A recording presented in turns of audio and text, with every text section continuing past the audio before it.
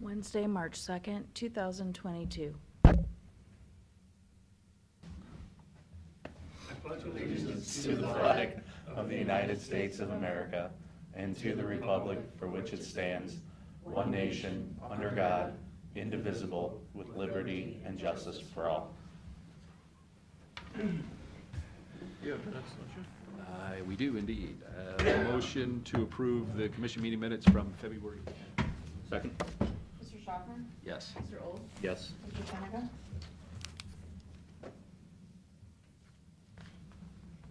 Bid opening, sir. Bid opening for Bogart Road widening in Margaretta Township. Bid is from Erie Blacktop, Sandusky, Ohio.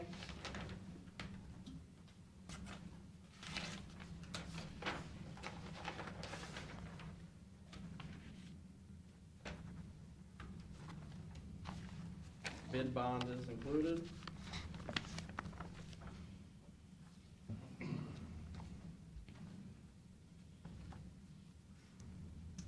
Bid in the amount of $893,190.15. Bid in the amount of $893,190.15. And what was your guess? $750. Looks like you missed. A little bit. Now, is there an explanation why you got a $750,000 job and you only got one bidder? Yo, from what I heard, talking to one of the contractors yesterday, cost of pipe, specifically plastic pipe, has really skyrocketed in the past couple months. His supplier told him it's changing daily at this point, which, you know, with what we're seeing with gas, I can believe. So he told me, compared to the number he had last year when we tried to bid this, and this year his number had doubled. And we weren't aware it had increased that much. We knew it had increased. What size pipe is it? We have 8 and 12 inch out there. PVC? Is it sewer pipe? Storm sewer. The 8 inch, I believe, You're putting an 8-inch storm sewer in? with the rock out there, it's not, the area it drains isn't that big, and to not get into a lot of rock excavation. Currently it's a 6 inch that's collapsed, but when it's working, it handles the water, so we're just replacing what was there with a little. Is this number, the 750, is that an increase from last year? Yeah, that was an increase from last year. How many feet of pipe you got? 8 inch was around 1,000, 12 inch was, I want to say around 500. Shouldn't be that much money though. No, and I don't know, you know, that was the subcontractor I talked to. I don't know what Erie's asphalt prices have done compared to last year. A little bit, but not terrible. We're bidding too, so. Yeah, I haven't Is that seen. gasketed pipe or ungasketed? The storm pipe? It all, I mean, there'll be a gasket on it to put them together, but So it's it's the same all. thing as sewer pipe? Yeah, for the most part, there's some concrete out there, but that's. So was there other contractors that were going to bid, but they thought that your estimate was so low that they didn't want to do it? I would guess that's why Gherkin didn't turn one in. You know, without talking to them, I don't know. It's mainly an asphalt job and a bigger asphalt job, so it kind of limits us. You know, there's 2 others that took it out that mainly do underground work, but once they saw the amount of asphalt work, they probably figured they couldn't be the prime on it. Did you contact Mark's Excavating? We send a notice out to all of them, and it's all, I mean, you know, it's in the paper and published on the website, so they all see it. So yeah, we send it out to the area asphalt contractors and the area underground contractors, and it's up to them to decide if they want to come in and pick up the plans and bid it. what's your plan? Well, we'll look at the numbers and see where we're off, and I would assume we'll, increase our estimate and try to rebid it. So is this out of, this is out of your piggy bank, right? Is that from last year, wasn't it? Was the money allocated last year? We allocated it, but since there was no bids and no contracts, there's no money encumbered, but we did include, as part of working in 22's budget, we did include some dollars for this project. In How 20, much did you I want to think it was around 850. Yeah, Sounded I about think right. Jack had around, what the 10% was, so 830 or so is what he. So it's in the budget for this coming year? Right. Yeah. Why didn't it get bid last year? We bid it last year, but it was, I wanna say July, and with the combination of late in the year and last year, a lot of the contractors had more work than normal just due to ODOT bidding their 19 projects that they held from, or I guess their 20 projects they held from COVID, and then 21 projects. You know, they were all booked well, and so we didn't get any bids.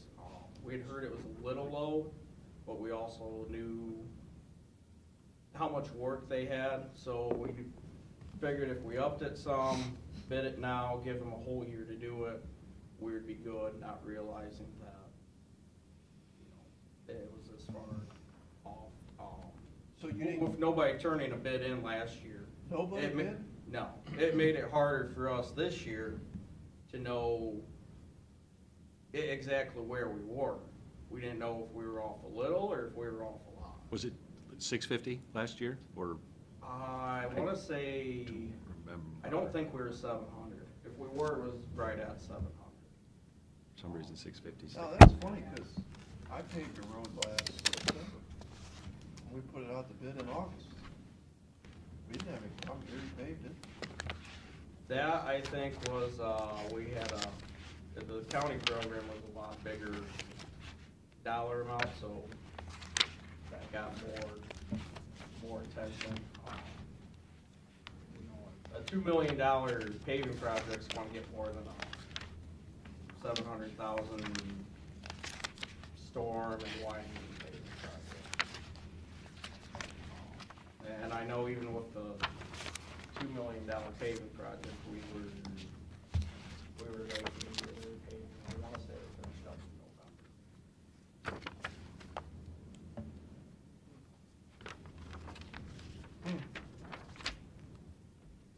All right. Make a motion, we turn the bids over to the engineer for review. Second. Mr. Old? Yes. Mr. Schaffner? Yes. Mr. Shenigan?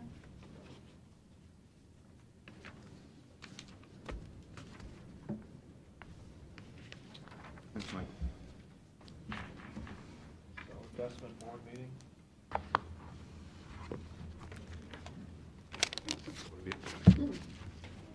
I'll take a motion, or I'll make a motion Did you to, have something you needed? That's all right. Sure. I could call him back in.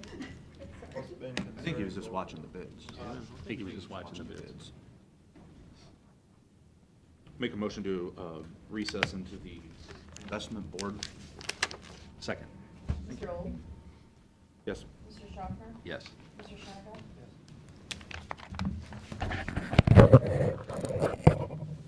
Probably, did you have any changes to this after last month's presentation? Yes. I mean, if you want to Yes. change some of this stuff, we can mark it on the thing, you know, because I know probably a lot of what you said here has been changed. Oh, I see what you're saying. No, the the information in the presentation material is current. Oh, it is? Well, yes, to be speaking. I wonder if it has anything to do with the Iranian war. Apparently, It is good to hear the people of Iran I think Russia's now attacking Iran, Yeah. according to Joe. No. He was saying. Joe thinks so. Joe was saying. Joe thinks if it's Iranian, It's gonna be peace, the Iranian people are. That's right. I was gonna have confused. peace. Huh, they deserve peace. Some new info. Well, let's stay on topic here. I'm concerned with the financial aspects, so, you know, the change. Yeah, no, absolutely. I'm sorry, I didn't catch your innuendos there, so my apologies.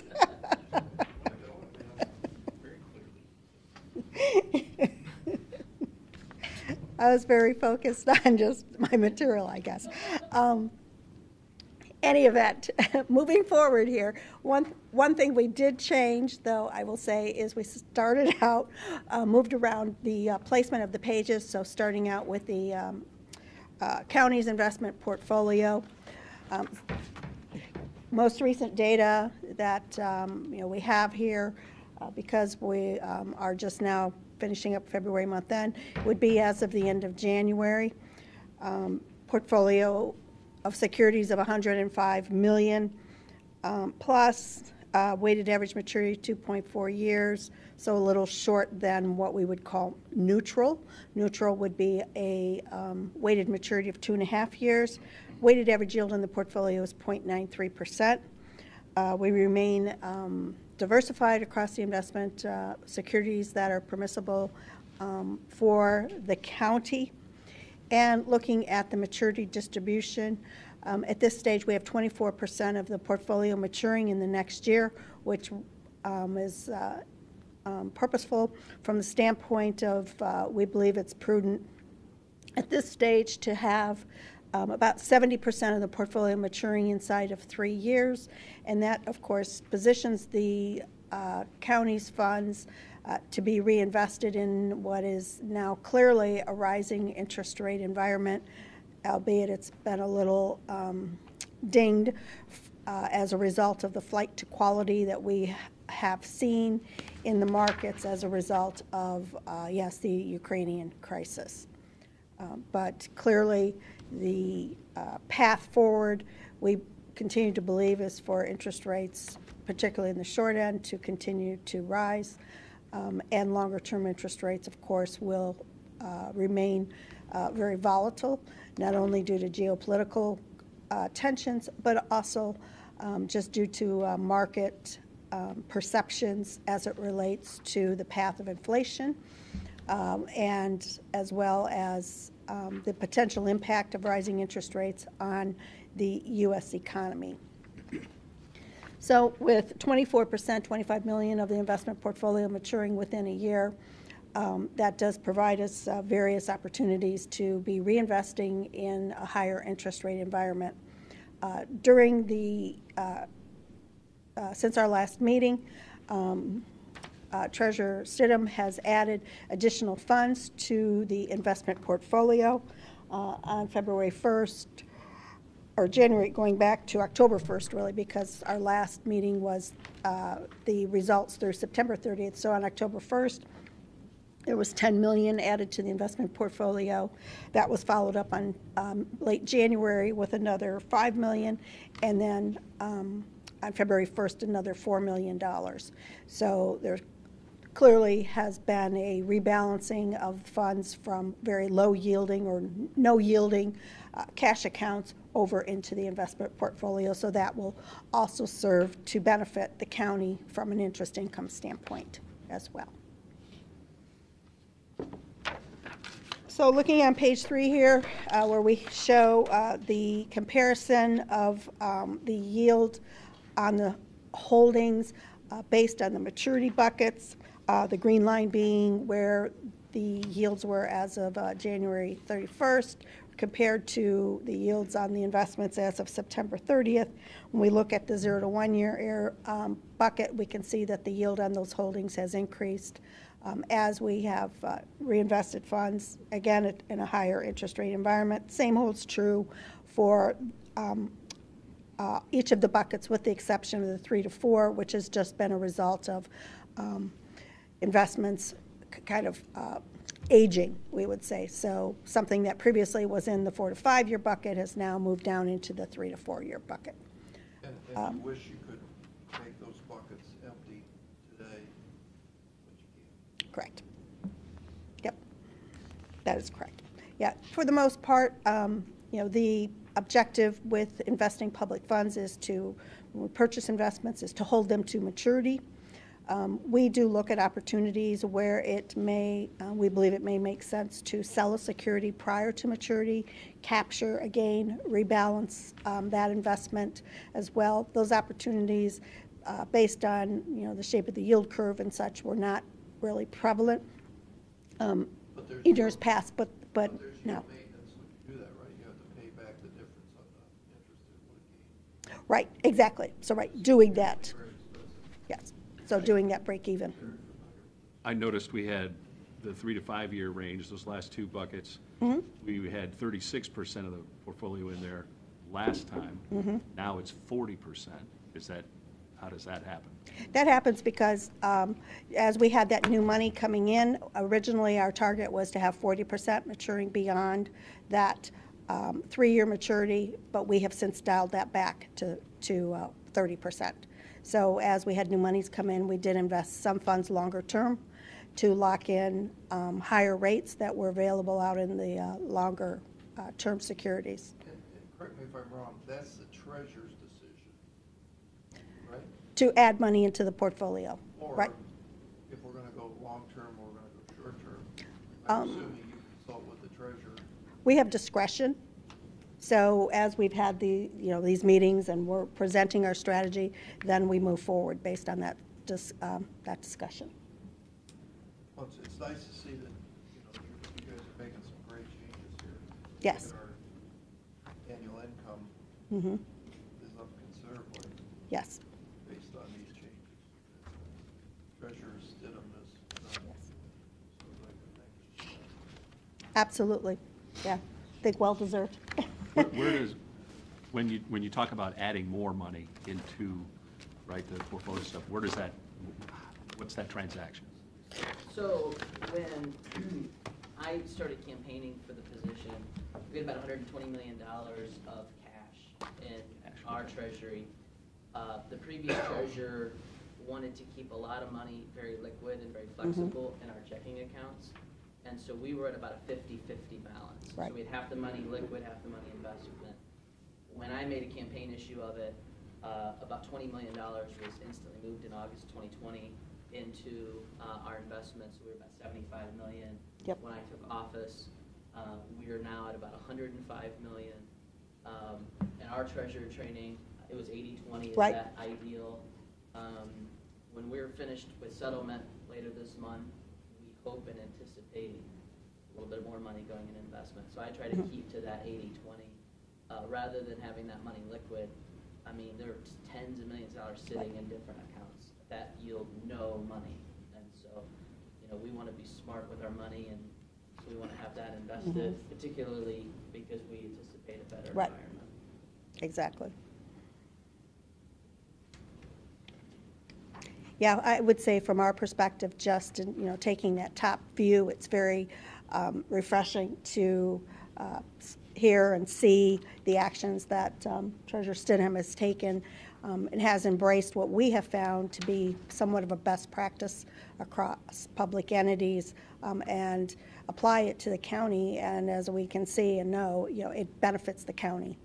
And that's really, Star Ohio for, yes, So liquid- STAR is kind Yes. of what I see as our intermediary. Yes. We have a little bit more flexibility. If I need money tomorrow, I can Yep. get it from STAR. And so normally, when I'm moving it from Civista to STAR and then STAR to the investments. And so Right. I keep between 5 and 10 million in STAR. Right now, STAR is at over 50 million because that's all of the money that we've collected for tax collection. And so when we're settling, we're going to take a big chunk of that, move it back to the bank account to distribute to the political subdivisions, and then whatever's left is going to go in the investments. But I hold about 5 million in STAR. If somebody calls and says we got to draw a warrant for $3 million, I have that flexibility. And you get a little bit, you Right. don't get as much as you're going to get with.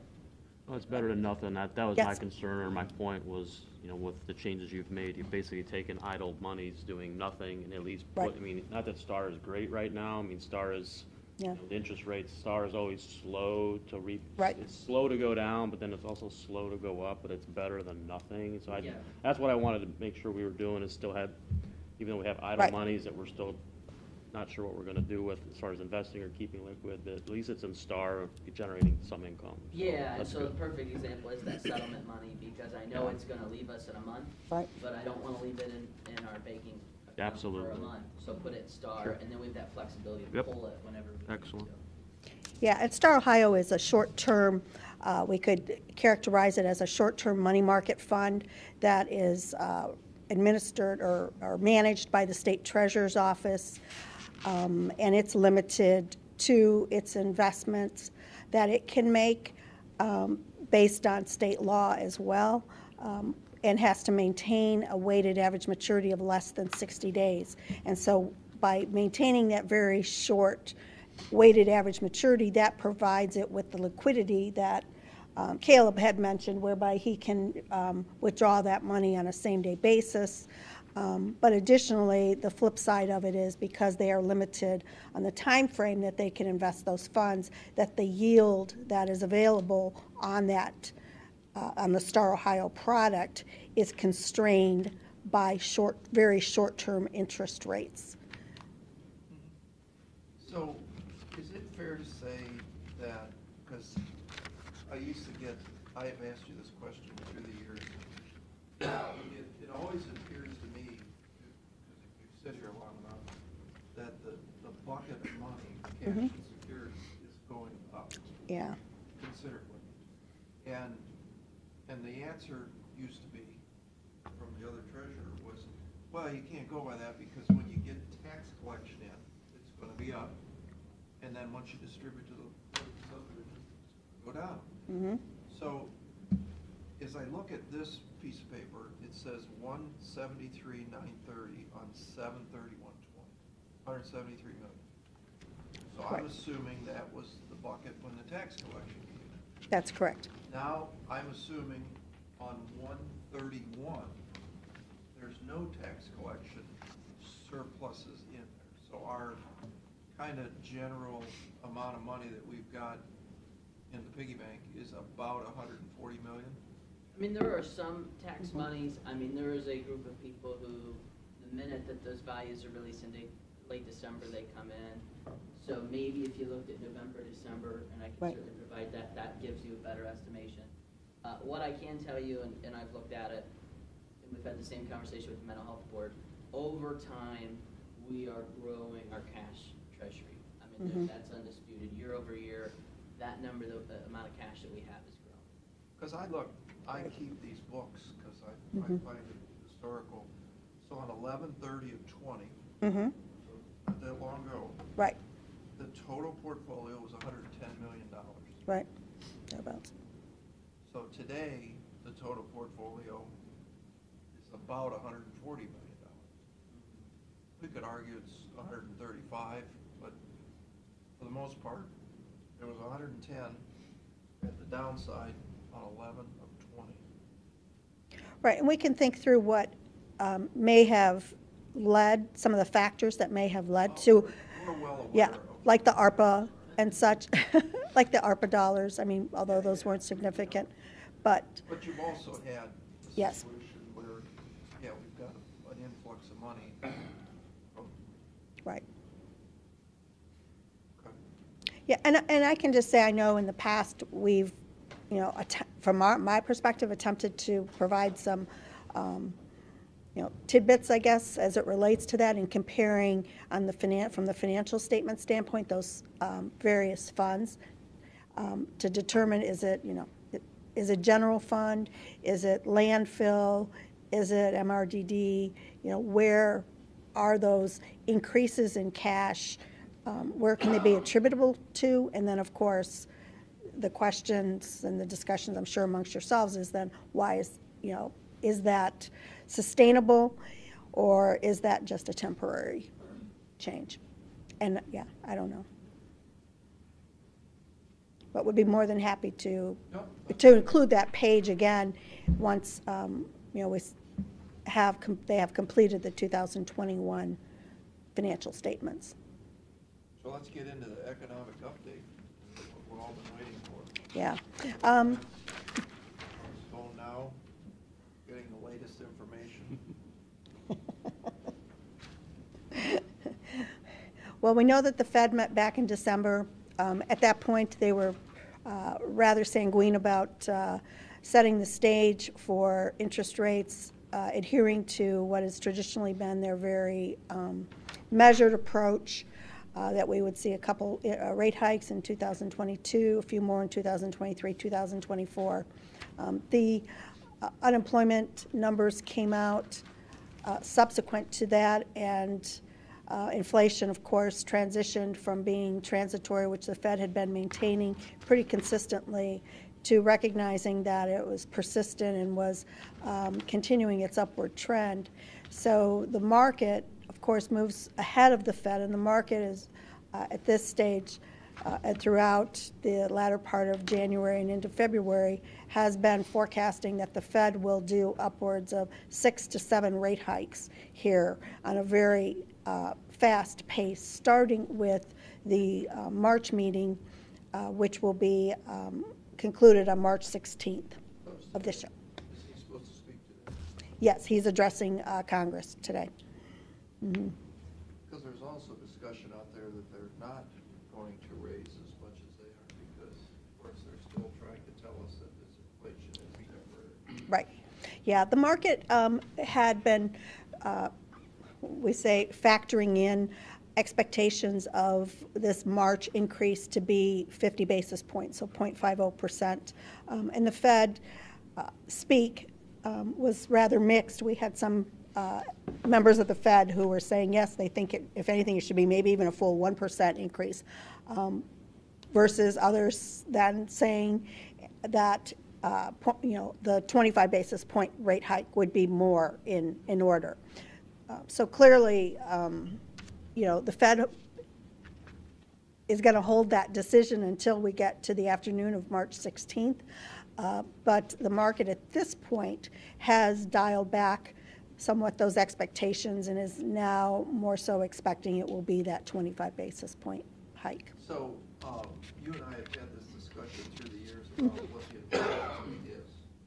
And I repeated your comment to a lot of my people that you said, because I told you the lumber's up 2.5 times. Right. And you said that the affordability factor, i.e. the lower interest rates, is what's actually blending the inflation rate downward because the people at a lower interest rate can afford to pay Yes. more for something. And I told you, I said, that sounds like 2008 all over Yes. again. We don't care what it costs.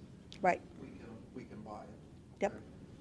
So now that, we now know that inflation is 7.5%, yeah. I heard the other day an interesting comment on that, the inflation rate.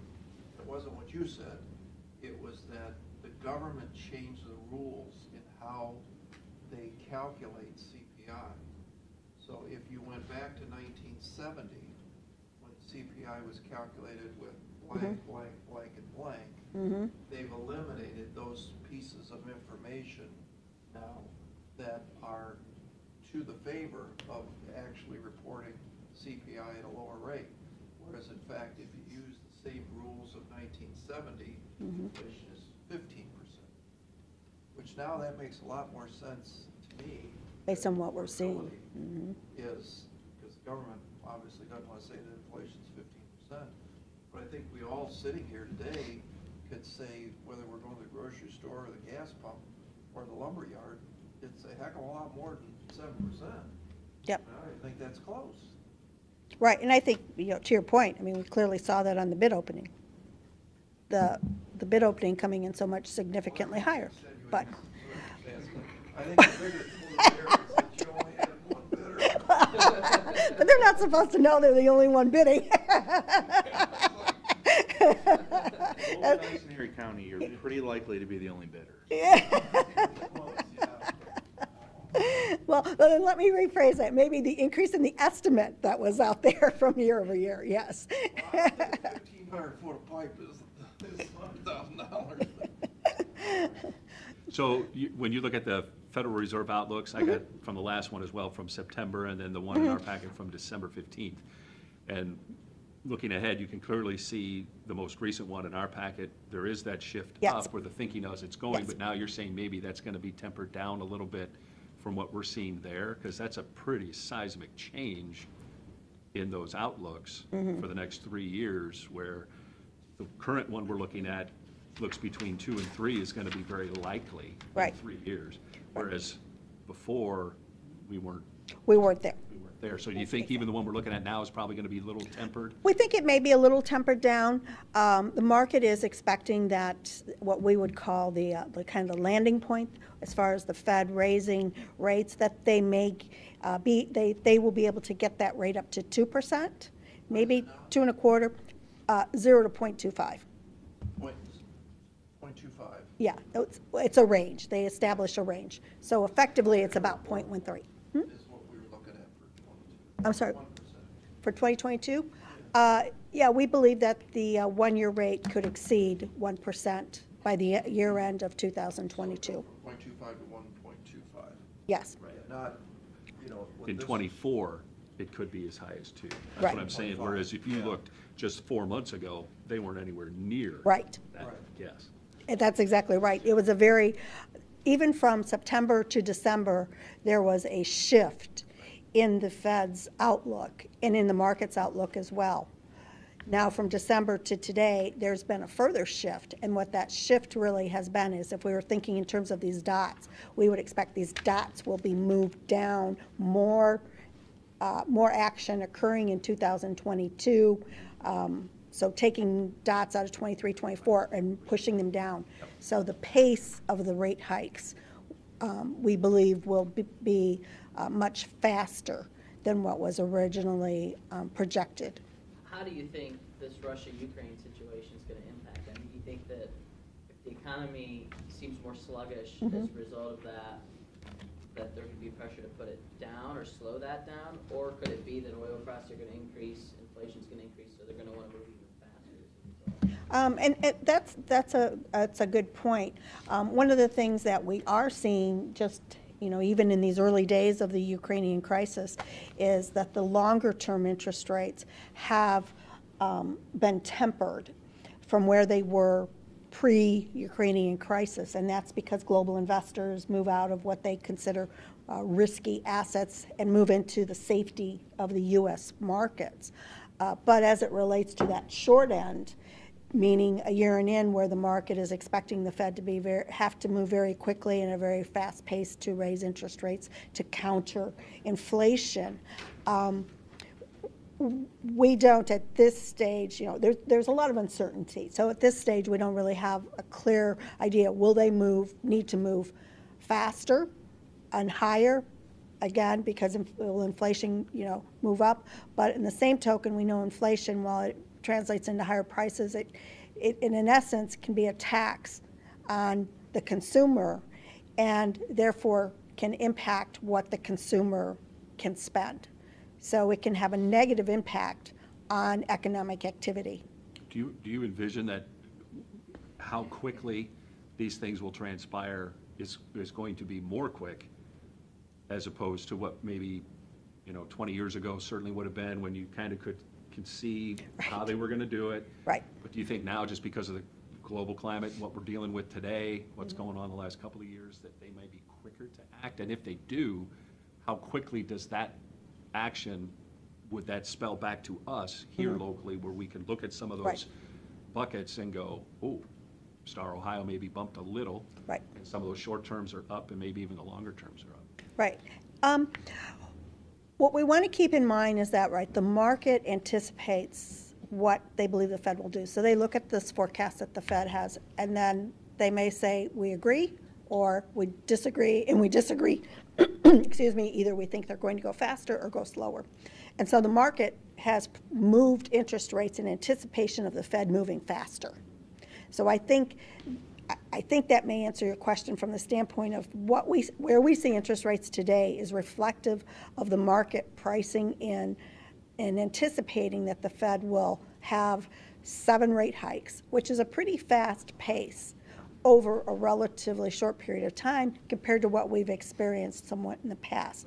Do I think they will just communicate and lay out, you know, kind of the old measured pace of 25-25, I think that we will clearly get a message from the Fed that will set the, confirm the market's expectations that the Fed at some point is going to have to do a 50 basis point hike, followed by maybe another 50 basis point hike, that those, the size of those rate hikes may have to be larger than what they have been historically. But that all changes, and it could change. Yes. I was telling my wife this, that this could change tomorrow. Yep, You know, tomorrow something happens over there, yep, and consumer demand falls off, yep, which it could. yes, You know, it could, I don't want to buy a car, I don't want to buy a house. right, You know, your lumber supply is a great indicator that and I, that's what I think drives America. When the 2x4s, they were explaining to me, when Lowe's and Home Depot and Menards, they call them the big boxes, they buy 33% of all the lumber produced in America. it's a lot. Just retail, so retail consumers. When retail decided that lumber was too high, Mhm. and Lowe's and Home Depot and Menards canceled their orders with the mills, you saw lumber go from $1,200–1,300 a thousand board foot down to $600 a thousand board foot in a month. Mm-hmm, So Right. when America said, we don't want any more of your, right, I'm not building my deck, I'm not building my garage, the lumber supply, so that's how quick this Yes. changes. Mhm. And I think that's gonna be with, you know, all your commodity prices. Mhm.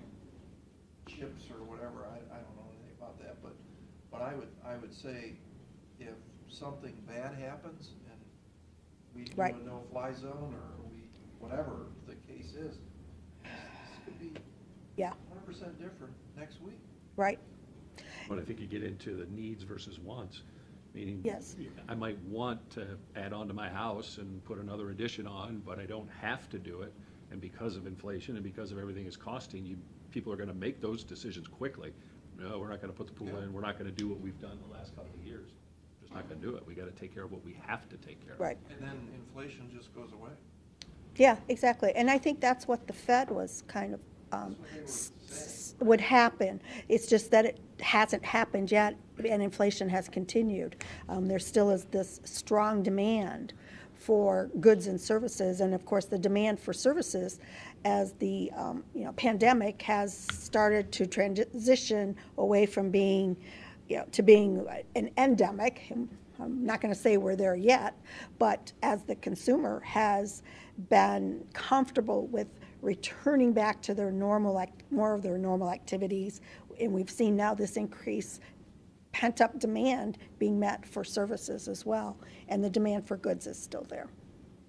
And you're right, if the consumer all of a sudden decides to hunker down or decides that they're no longer going to pay those prices, Or get scared, then yes, we could see that demand truly, rather evaporate very quickly from the U.S. economy. And yes, that has the potential to really take the wind out of the sails of the inflation You know, the irony story. to this is the stock market has really not been affected to the degree I thought it would be. I mean, Same here. It's up today, I know. and I don't get it. Huh? It's behind the spider indexes. Yes. That you have not seen, to me, a war of this proportion. Right. You would have thought the market would have tanked. Yes. And it really has not done as bad as I thought it would do. You know, I assumed, the end was here. I thought it was gonna be like we had a year ago. When, Right. things would go like this. It really didn't do that. So these people are pretty darn smart. Maybe they know the outcome of this war already that we don't know. I think it also shows that maybe Russia isn't as interconnected as a global economy Yeah. as people thought before all this started, because Maybe. they're basically shutting their whole market system down. So maybe you've seen an influx of foreign money come into our world. Right. Yeah, I mean, those flows, those changes in flows are clearly a factor.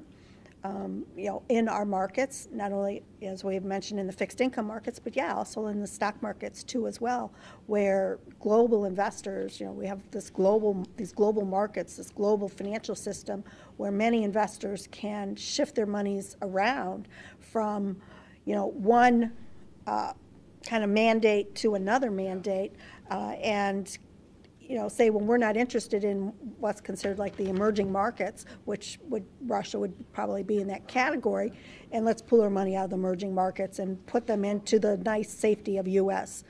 domestic. Because their new alliance with India and China and Russia, I mean, now, those markets are going to move away. I assume our treasurer has moved all our money out of the Russian market. Absolutely. Definitively, yes. Easy to do when it was never there. Is credit card debt going up? Yes. Credit card debt is increasing a bit. We have seen that statistic move as well, and that is, can be viewed two ways. That's can be viewed as a positive sign in that the consumer feels safe with their job, with their wage situation, and are purchasing items on credit, so buying the houses, or it can be viewed the other way, which is they don't have the monies, the funds, and you're right, and they're overspending relative to what they're receiving. Well, a consumer debt, you got to remember, is home mortgages too, and 2% mortgage or 3% Right. mortgages. Buy it. I don't care what it costs. Right. That to me is the more disturbing part, where people. And it's not just in the home building, but I was telling you about the guy that makes oil can filters. His vendor doesn't care what the product costs. I just need the product, and you're hearing that more and more and more. Even in our business, I don't care what those windows cost. I need windows, and that's what's scary, because when we don't care what something costs, is when. Mm-hmm. And that's the difference between, especially like businesses and the individual side, that whole need versus want, right? Because you just got to have that to keep your business going, so you don't care what it costs. You just got to fill it in. You got to get it. And I think the consumer does it first, the individuals, where they make that switch and go, That's no. the problem. But it takes a long time Right. for the businesses to catch up, because they don't want to get caught short. Right. And then they get the surplus, and then they're just sitting there with everything that nobody wants anymore. Yeah, and that's the typical inventory cycles that we've experienced throughout the U.S. economy. There's research out there that the number of consumers that are priced out of the market on a 1%, 2%, 3% Right. price increase, and it's huge. Yes. Mm-hmm. Yep. For the record, Erie County is paying down its debt. We're not acquiring more, we continue to pay it down. And have for the last, I don't know, what would you say, that, 12 years? 13 years. So, we should pay off the debt, Debt. not incur new debt. I read that in the newspaper. It's like giving yourself a paper. Yeah. Was that in paper? Front page above the fold. Which paper? Was that the Plain Dealer? It wasn't a plain dealer. Chicago Is Tribune? a plain dealer even still published? It was the Fort Foot News Herald. Twice a week. No. Sunday radio. It is. No, it was on the radio. We're online now. Oh, yeah, that's where, that's where I heard it. Right after the story about where Sandusky's gonna haul the sludge. That's correct. That is correct. You know where we haul our sludge, by the way? I don't know if I want to know. Go ahead. Tune into the radio when you drive back. It's the hot topic in the county. Okay. Luckily, Commissioner Old is in charge of solid waste here in Erie County, and we couldn't have it.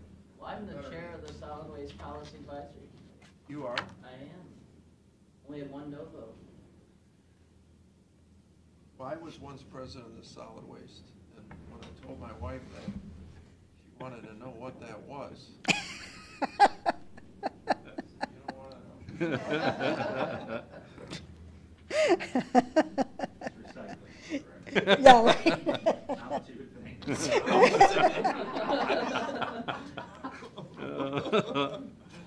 Sludge, on the other hand. Well, I'm sorry, I think you were getting into what the Ukrainian grain market, how that's going to impact food prices in America. No, that's okay, because certainly, right, I mean, Ukraine and, and Russia are, providers of wheat to the markets. Yes, huge providers of wheat to the market. And so clearly, if, particularly Ukraine, if, that is decimated or, halted for an extended period of time, yes, would certainly have an impact because we would have less supply of that commodity, which clearly with same demand, the offshoot is prices rise. Yeah. Well, I was encouraged to see that they're gonna open up the oil reserves, and that'll give us an extra day's worth of oil. Right. 3 days. No, it's 1 day. No, it's about 3 days. Is it 3? I thought it was 20 million barrels and we use, or no, it's 30 million barrels and we use 20 million barrels a day. Well, 60 billion. global. Mm-hmm. Well, I'm talking about in the United States, so our contribution. 1.5 days. 1.5 days. So that'll help. Yeah. That should, I saw gas went from Yeah. 359 to 369 yesterday. On gas. So that's good. Yeah. So that should get it. Probably was gonna go up to 379. So. Do you think that'll get it back down under $2 then? No. You don't think? No. No, I don't think the releasing, My contacts in Washington. Don't forget, Yes. they did this before, so we're lucky, it could be $4 or $5 had they not reduced a few months ago, or released a few months ago. Right. That's good. We've got a Green New Deal. You guys are gonna bring us a Green New Deal. Cost of gas won't matter. Thank God. We'll have electric cars. yeah, the electric cars. I mean, clearly, the demand for gas, particularly in the U.S., is below where it has been previously, in a previous point is pre-pandemic, and part of that is, People can't afford to put gas in. I still consider it cheap, relatively cheap compared to the four-something I remember it was, however many years ago, but still, yes.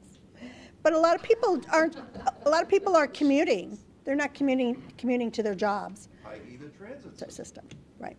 They're still working from home or having hybrid work arrangements where they maybe only have to go in the office a couple days a week, still able to work from home. We know we've had the big increase in the number of people who have exited the workforce as well, completely. So arguably, they're not needing to travel for work purposes. Yeah, so until a lot of that also kind of demand is returned, that also has contributed, I believe, to the gas prices having been so low prior to this event. But yeah, the electric cars are having a small impact on that as well, but not too much. The president says the federal government is going back to work, so that'll be a lot. Yeah, you're right. I was encouraged to hear that the COVID's over. That was nice. Were you watching last July's speech, or were you watching tonight's speech? Well, yesterday's speech, it's over, isn't it? I didn't see the whole thing. Yeah, well, he said last July it was over. And then came back, What came back, though? Must not have been over then. Coming back? I didn't hear Might today. not be over. Is it back? You just wait a couple days, a couple months. I think with the primary, or the election coming up in November, I don't think it'll come back, will it? That'll be the primary. Primary, yeah. Probably not. Oh, the cold weather comes in.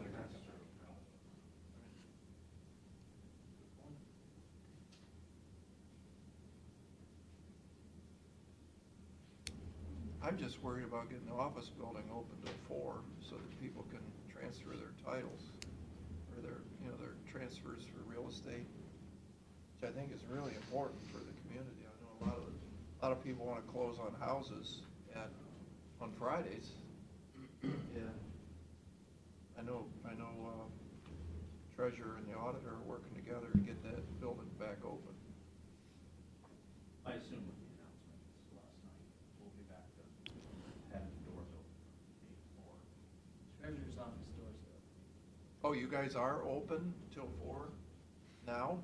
Well, we've been open since Labor Day till 4, and during tax collection, we were open 7:30 to 5, Monday through Friday, so we expanded our hours. Wow, that's burning the candle at both ends, 7:30 to 5? Wow. Just to get it done on Friday. Huh. So is the rest of the building then, that's open too? You know, Some or- offices are. Some offices are on Friday afternoons. Huh. Is there a reason that it's not open till 4? It always used to be, didn't it? Am I missing something here? Well, why- the front why door, did you the guys- front door is open, correct? The front door is open. Why did you guys close at noon then? Was that? It wasn't me. My first day in office, we opened until 4 o'clock on Fridays. I think COVID was originally the excuse. What do you mean, the COVID? You'd have to ask the individuals who made that rule. I don't know. It was after COVID began with some offices proposing a noon on Friday. And, Is that when spread is historically higher? On the weekends or? I don't know what studies were done. You guys probably paid for them. No, we don't do studies here. We used to do studies. All right. Right, we used to do a lot of studies. There's a whole room back here full of books. Well, maybe you go I to didn't actually look at that. Maybe there is a study on airborne illnesses that was performed in 1970. I did find a study of why we should move into this building from the early 70s. That was back there. That's it in the library? Well, our office is open. Aaron, why until- don't you do some research on that? There's probably a reason why it closes at noon that we're not aware of. Deep cleaning. It's probably for deep cleaning. I assume it's. Thank you, sir. Maybe people went out on the weekends, and it took 5 days to become symptomatic, which would be Friday. So that's probably why Friday closed. Oh, yeah, that's right. Well, If you used went to, out, especially if you went out, like, you went out to lunch on Friday, because now you're not working at noon. right. And you were in the restaurant, 'cause I assume everybody just stays home, but maybe somebody went out and they were worried that because of weekend get-togethers, you'd be transmissible on Friday afternoons. Which, But wait a minute, that was the latest 5 days. Remember, it used to be 10 days. So that would not explain it. Were you guys closed then for the whole week after that? Or, no, I don't think they were they? I don't think so. I assume it's been fixed with the proclamations last week, Okay. that we're probably open to the public so they can, use the services that they pay taxes to utilize. I don't think that's an unreasonable expectation from a member of the public. Now, this is a dumb question, and I hadn't thought about this, but if you close at noon on Friday, and they only work 36 hours, so that takes 4 hours off, were they only getting paid for 32 hours? They're getting paid for 36. Well, but they're Before not and there.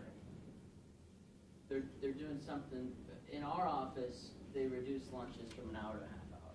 That's how it was done. So they work, what's your office hours, or your payroll hours, I should say?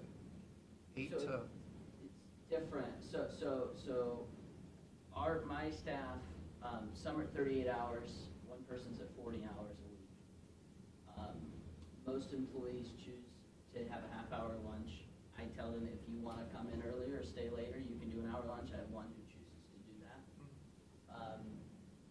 But otherwise, they get in their 38 or one case 40 hours a week. Being open till 4, they were doing stuff coming in earlier, doing only a half-hour lunch in order to go home at noon on Fridays.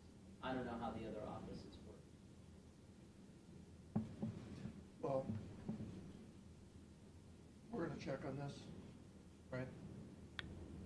Yeah, we could check on it. I mean, I know I reached out to the county auditor's office because I had the same concern. I thought his office hours were open till 4, and then he confirmed that no, they're not. I said, well, what are you doing? He said, they're only working 36 hours. I said, well, that wasn't the question. The question is, why aren't we open till 4 on I think Fridays? the title offices. Title I know I offices. get called by title office, what the problem is, I don't know, I think it's the recorder's office and the county auditor's office are the only two I know of that Yeah. are, how they're doing it, I don't know, because they must be working 4/8 Monday through Thursday, and then 4 hours on Friday for your 36. So should we leave the building open till 4:30?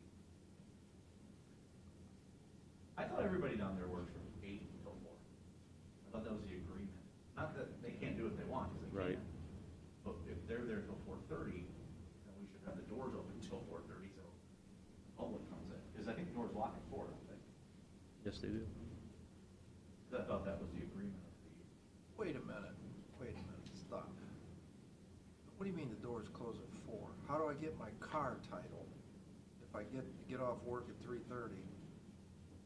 The title office is open till 5, right? Transfer title? Across the hall from you. I don't think so. No, till 4. The building door is locked at 4. Has No. been forever. That, no. Well, how's a Erie County citizen gonna get their title transferred if they get off work at 3:30 and they gotta get down there to buy their car by? That makes no sense. I don't know. I don't set the hours. See, if it was up to me, I would say convenience-wise, you ought to do 9 o'clock in the morning, because nobody's coming in when they go to work. I'd do 9 to 5. Wouldn't that be more convenient for the transfer of title? I would think so.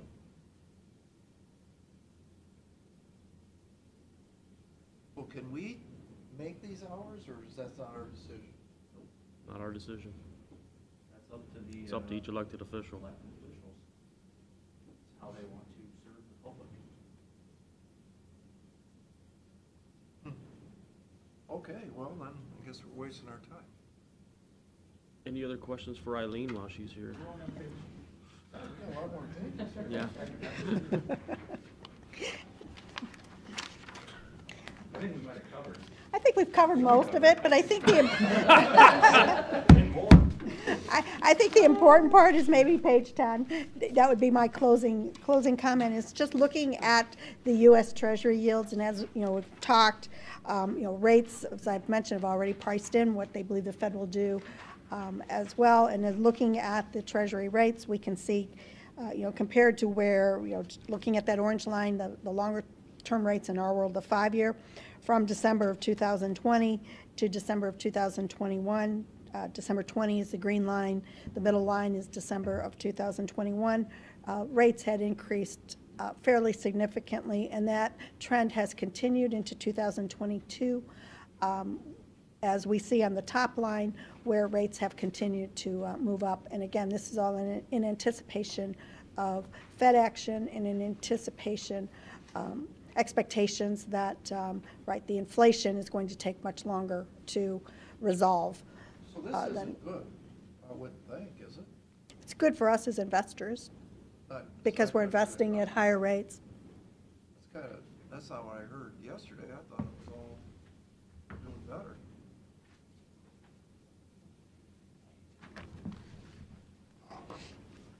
Where's the page on the building office hours? Well, I'll do a study. I can relay my personal experience last year when it was very frustrating, yes, that the title company was not open, and I had title work to do with my dad's estate, and well, I mean, you couldn't get it done. historically, Yes. A lot of deals get done for some reason on Friday afternoon. That's very common. I don't know why. Just because citizens take half a day on Friday and say, Right. I'm gonna go settle this real estate thing. Yep. They sign the papers, they wanna go down and get it finalized, only to find out they gotta take Monday off now too. Right. So the employees of the government will be there when they wanna come in and utilize the service that the citizen pays for. Yeah, it just, to me, makes more sense 9 to 5. That way the guy gets off work at 3:30. He can go do his business, and Many banks have that philosophy. it's similar to a bank. Yeah, very similar to a bank. What would you do if your bank was closed at 4? Or it was closed on Friday The at bank night? would probably go out of business if it were close to 4. You would think so, because they would go to another bank.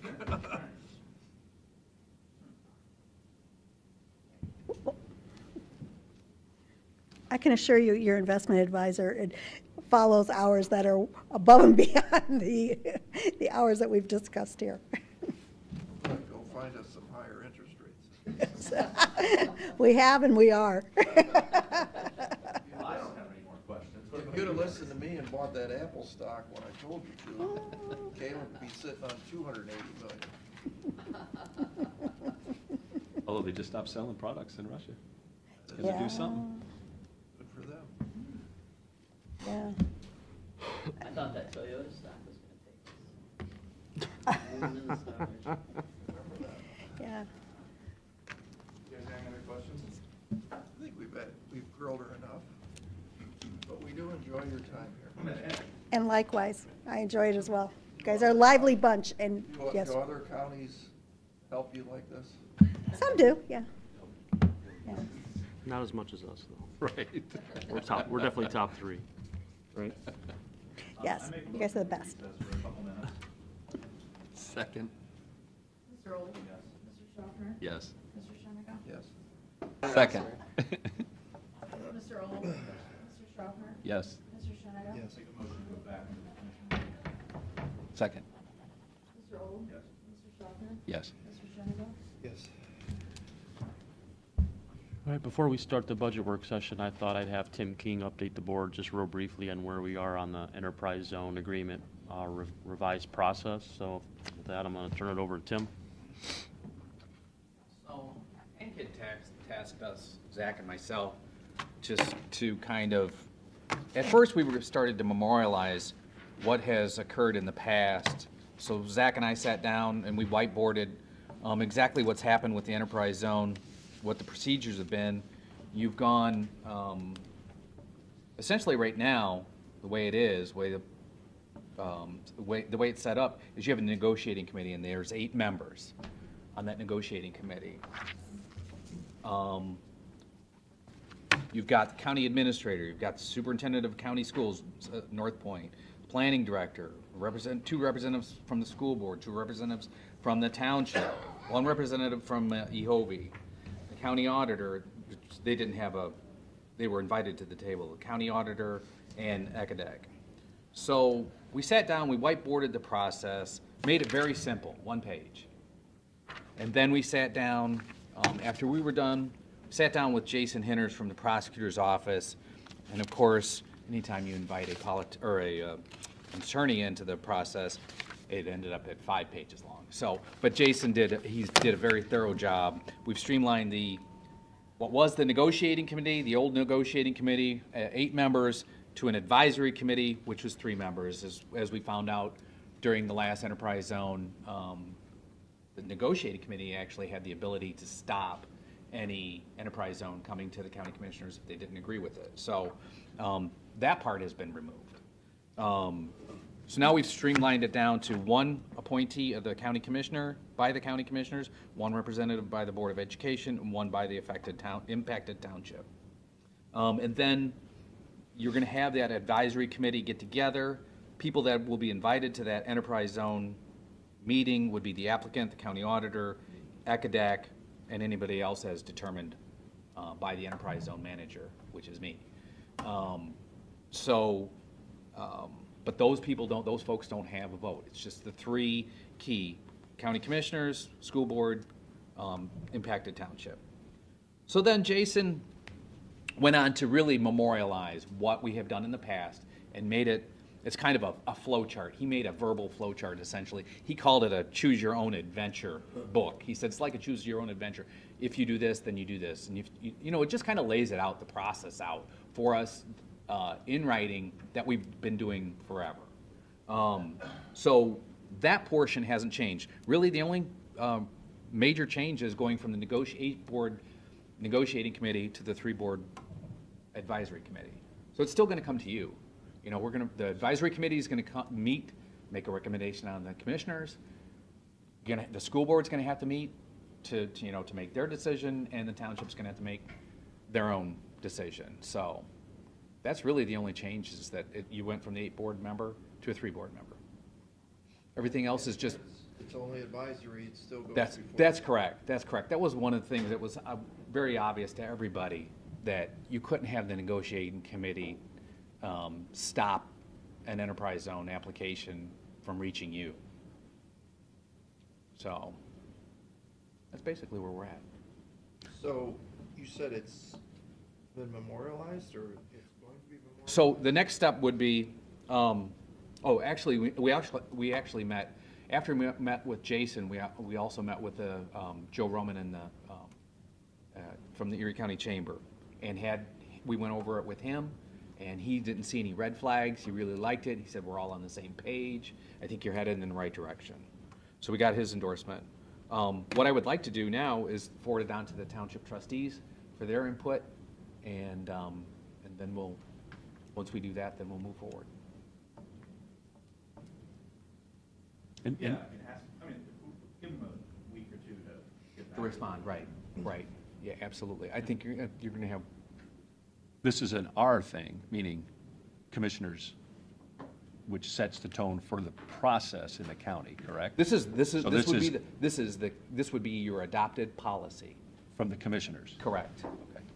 But yes, I agree, you should let the folks know what's going on. Right. We need their input first, and then once we get their input, then we will bring back to you for final blessing. Aaron, would we do it by motion, or can you do it, or would you do it by resolution? No, this would be a new resolution. New resolution, okay. Would we have to rescind the old one? Okay. Was there an original one that was back in, would we rescind, amend, or? No, Jason said don't do that. Jason said don't rescind it, because there was one in '89, I think, was the original. Just the purchase order, that don't matter. Okay. Right. This, That's the important part, is what's in the box, actual payment. Gotcha. Was there any mention in that 89, because I did not read through that, about the process at all, or no? no, it was very, It was just creation? right. Yeah, And it was then, very vague. and then there may have been a mistake in the process as well. Okay.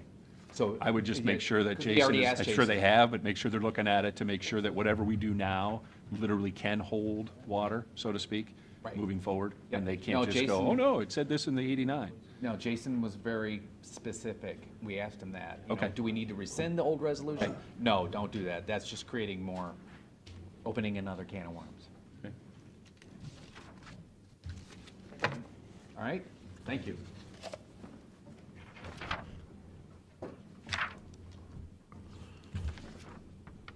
All right, yep, so just again to update the board on sort of where we're headed with the budget, I have a couple more that I'll present today, and then assuming today goes all right, we'll basically be complete with the general fund. Next Wednesday, I am planning to present the county engineer budget, so it'll be on the 9th. And I'm still on target to have the appropriations resolution to the board on the 16th, so I think everything's moving as we talked about last time. I don't see any changes to the schedule.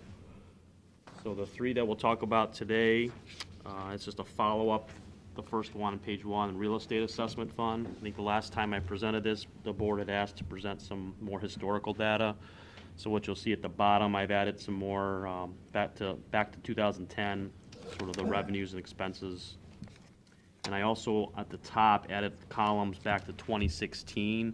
I think 2016 and 2022 would be comparable years based on the revalve. And I felt good with the 2022 number, as it's still below what was spent in 2016, the last time this process would have started.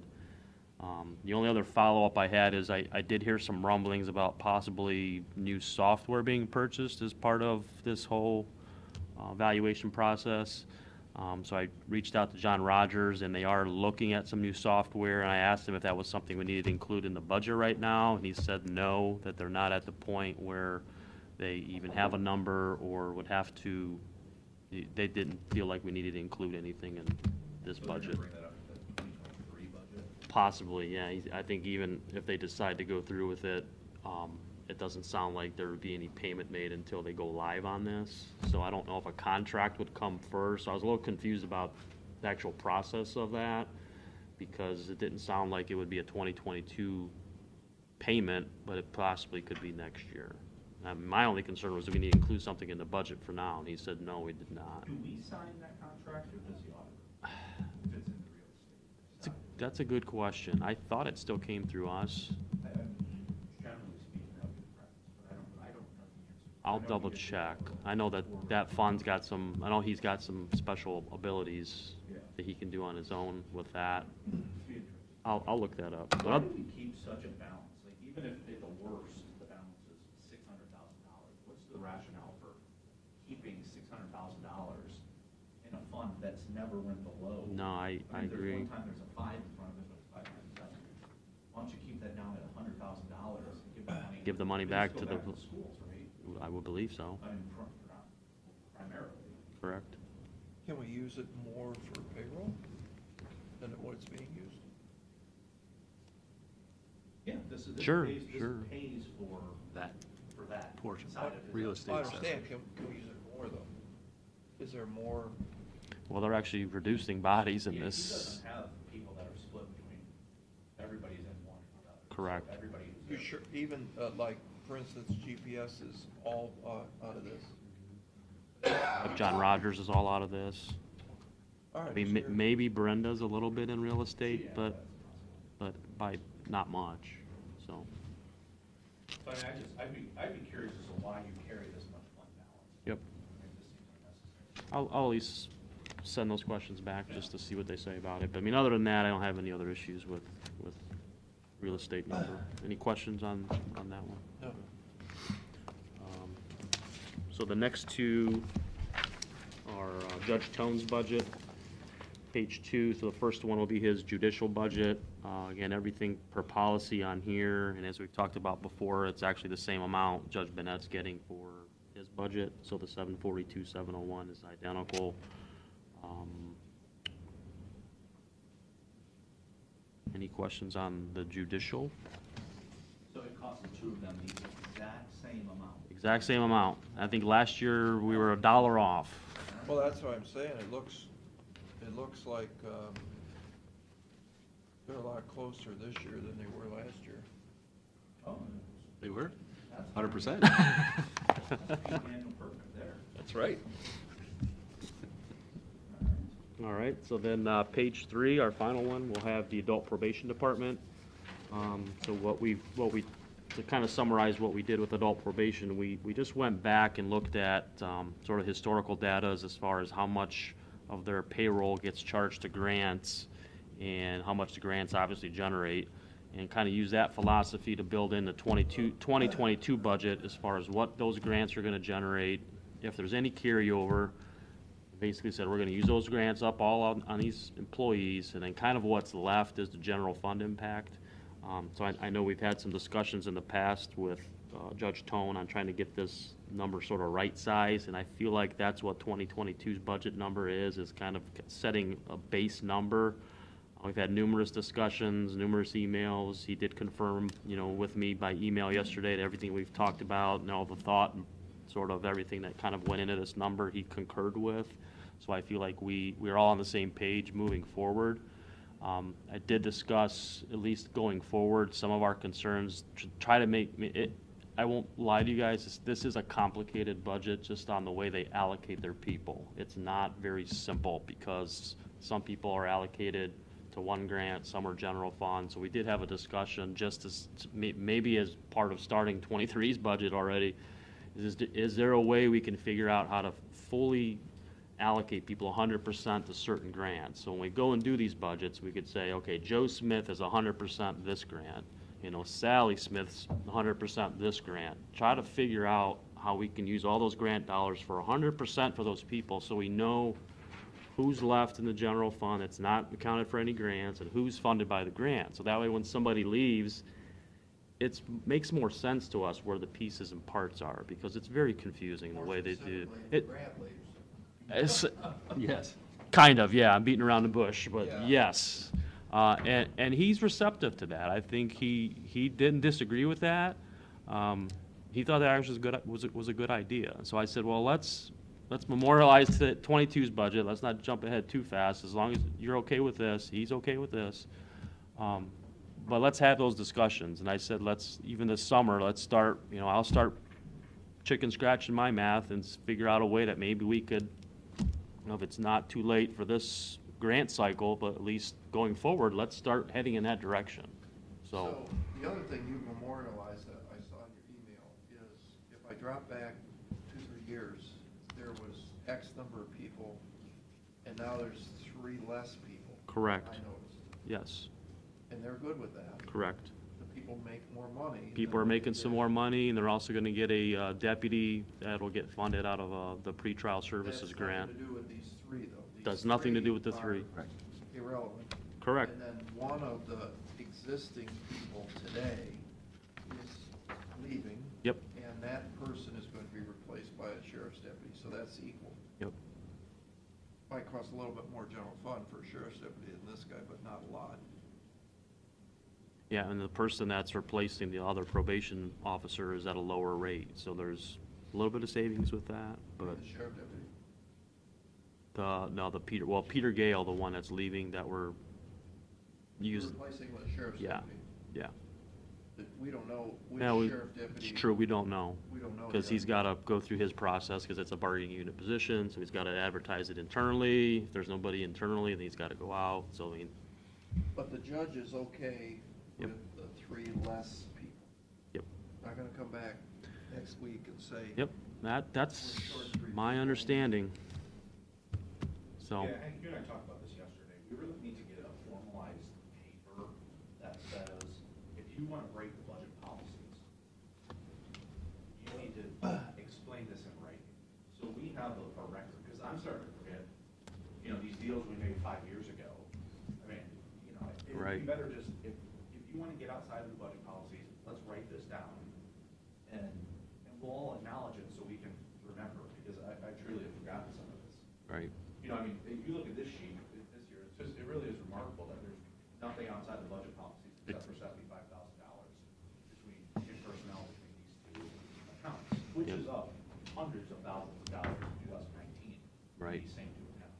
yep, But, if this is where we are and we're quote right-sized, yep, let's get it on paper and start this process of Yep. collective memory. And it also, I like your idea, you're thinking of getting as much one-to-one matching between positions and grants and things like that, because right now, right, it's like maybe 20% of somebody's salary comes from this grant and another 37%. And if we can get away from that, I think Yeah. that helps the big picture that Matt's talking about, where we now kind of have this right size, we have all this down, this is where we are. Yep. And then moving forward, it can go. And as to Pat's comment too, when the grant goes away, now it's easy to identify. Maybe it is the person, Absolutely. but certainly the position and the dollar attached to that, we will Yep. know. yep. So with that being said, you just kind of see the updated long sheet. Again, nothing really jumping out as far as, I think, anything else we really need to talk about. So I think what I'll be doing is finance is working on uploading these numbers in the appropriations resolution and in the ARIS. And my goal is to have it to you on the 16th, so. Any other? Well, thank you, Hank. Questions or I know comments? this at times can get kind of crazy for you scheduling and otherwise, but I appreciate what you've Yeah, been doing. well, thanks. I appreciate the support. It's not always easy. I just appreciate the support from the board. And, I'm thankful for the good staff working for me. That's, everybody's stepping up everywhere to help get it done. It's really overwhelming to see, like, hey, this is what I need done, and people just jump right on it and get it done. And they get it done right away, which really helps what I'm doing when I see that kind of support behind me. So thank you, and thanks to the directors and staff are all part of this. So with that, that's all I have. We'll do, like I said, we'll have county engineer next Wednesday, and then we are done. Great. Okay, thanks.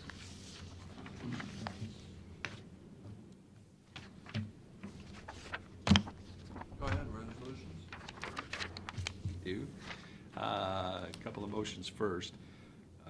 Motion to accept the bids that were open on February 25th for the lawn care, and referring to the facilities director for review and recommendation. Mr. Schaffner? Yes. Mr. Old? Mr. Sheniga?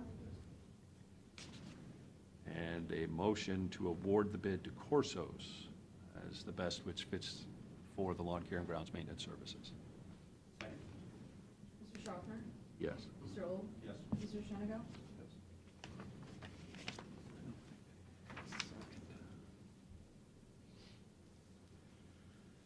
Motion, move for adoption resolution of Board of Commissioners for the purpose of entering into an agreement with Thomas Duza. Mr. Schaffner? Yes. Mr. Old? Yes. Mr. Sheniga? Move for adoption resolution of Board of Commissioners for the purpose of authorizing payment for services and supplies provided. Mr. Schaffner? Yes. Mr. Old? Yes. Mr. Sheniga? Move for adoption resolution, Board of Commissioners, for the purpose of executing payment of then and now certification. Second. Mr. Schaffner? Yes. Mr. Old? Yes. Mr. Sheniga? Move for adoption resolution, Board of Commissioners, for the purpose of declaring certain Erie County equipment surplus and ordering same to be sold by internet auction. Mr. Schaffner? Yes. Mr. Old? Yes. Mr. Sheniga? Move for adoption resolution, Board of Commissioners, for the purpose of declaring certain items surplus and ordering same to be discarded or salvaged. Second. Mr. Schaffner? Yes. Mr. Old? Yes. Mr. Sheniga? Is that it? That's it. Adjourn. Second. Mr. Old?